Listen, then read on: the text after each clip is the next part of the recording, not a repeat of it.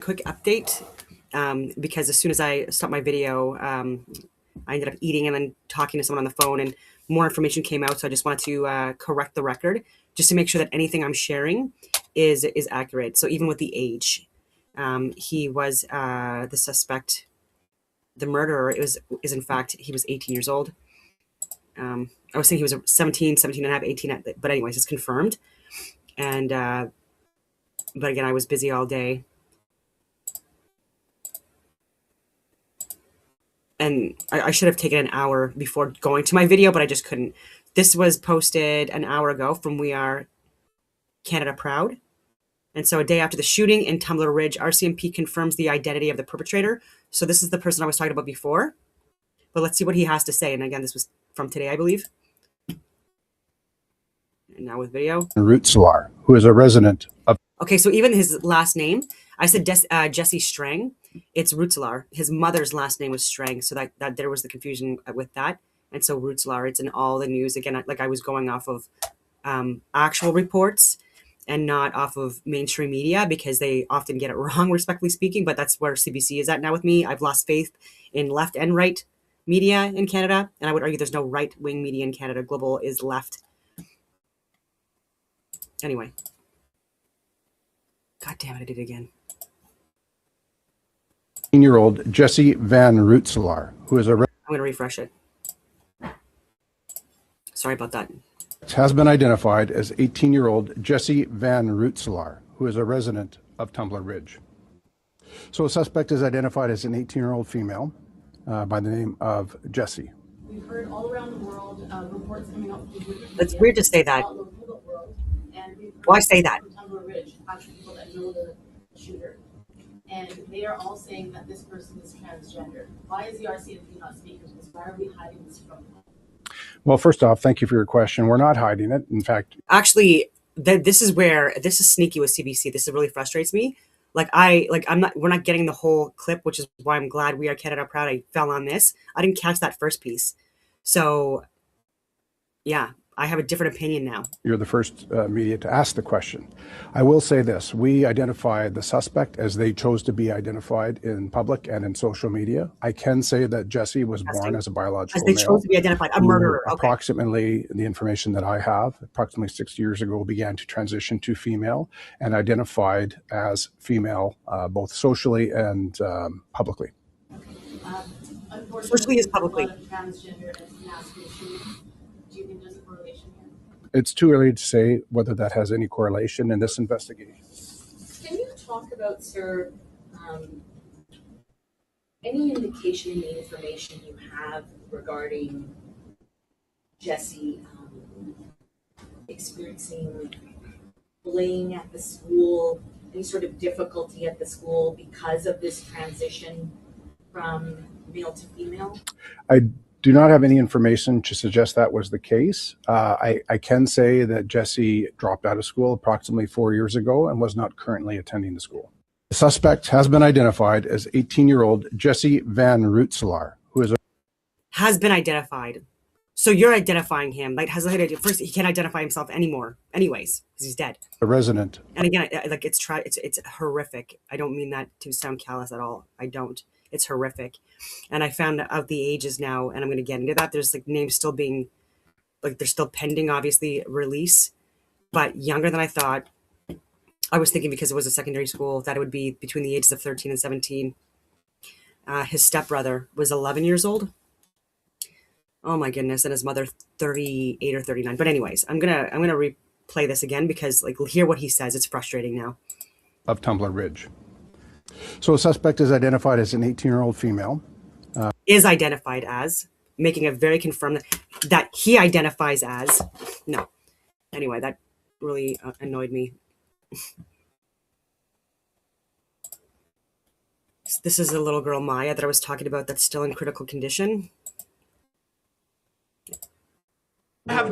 This was posted 3 hours ago, and a lot of people are struggling with finances right now, especially in Canada. But if you can afford it, there is a GoFundMe for this little girl.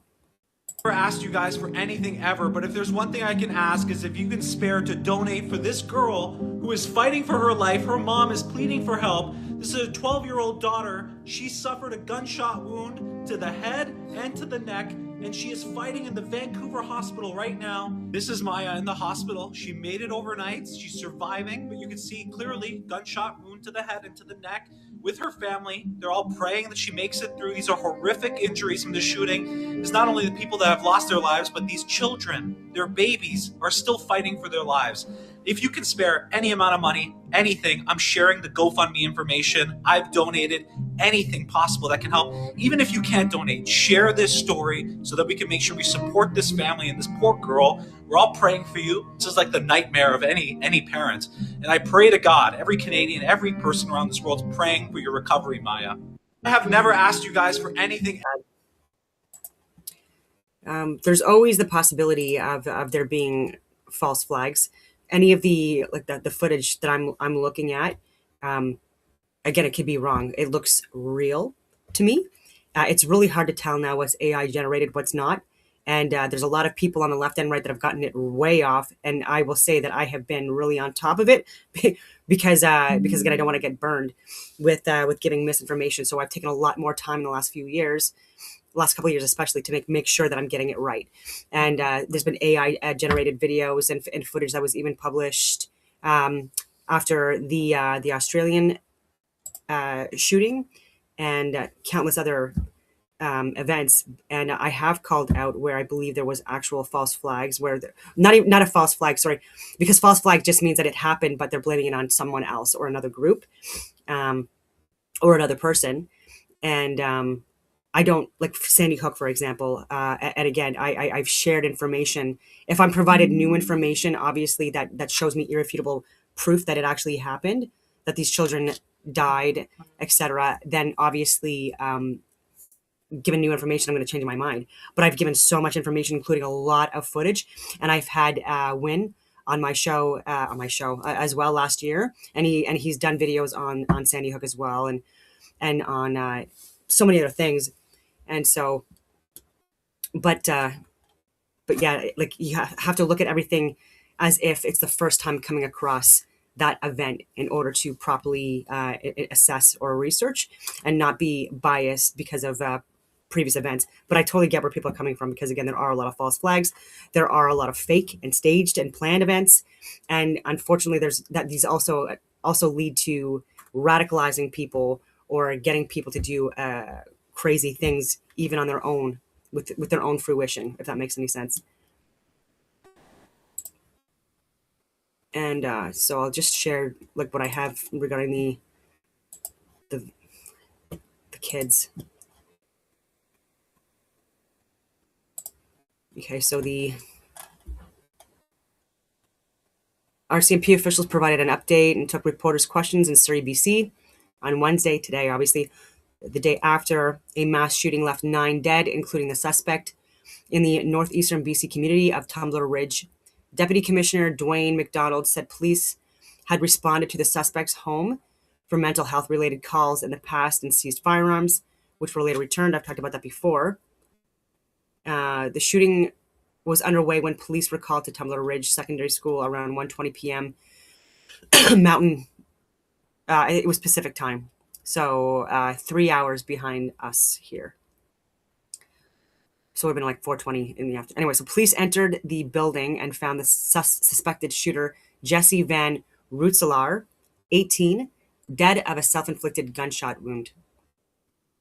1 educator and 5 students were found dead in the school. A female educator aged 39, 3 12-year-old girls, and 2 boys, one 12, the other 13. So I don't see how there could be a link to anything personal regarding the 18-year-old who hadn't been to school in whatever it was, 4 to 6 years, and these little girls and these little boys that were like 6 years younger than him. And the educator, 39. Oh my goodness. And we don't know if she had a family. I didn't look into that yet. Because again, I had just gotten home. And anyway, McDonald said Van Rutselaar's mother, 39, and sibling, 11, were killed at the family home before the school shooting, but weren't discovered until 2:45 p.m. Mountain, Pacific time. A neighbor called police after a young female relative at the home went for help. Okay, so I think that was possibly like, anyways, I don't want to say speculate. It might have been the sibling, another sibling, but I don't know. I don't want to speculate. Police had been to Van Rooselaar's home on multiple occasions over the last several years in relation to mental health calls, most recently in the spring. Okay, so mental health calls. McDonald said Van Rooselaar identified as a female, but was assigned male at birth. He started transitioning about 6 years ago. He dropped out of school around 4 years ago. Officers inside the school recovered a long gun and a modified handgun. Neither were registered to Van Rooselaar, whose firearms license expired in 2024. So he had a firearms license when he was 16. It would have been expired at 16. It might have been terminated, not expired, because you only have to renew it every 5 years. So, like, how old was he when he had his friggin' firearms license? But anyways, police did not speak to motive and said officers have not found any note. Okay, so I just wanted to correct the record and get more information out there. And so, on that note, I will leave it at that. And I hope that everyone has a.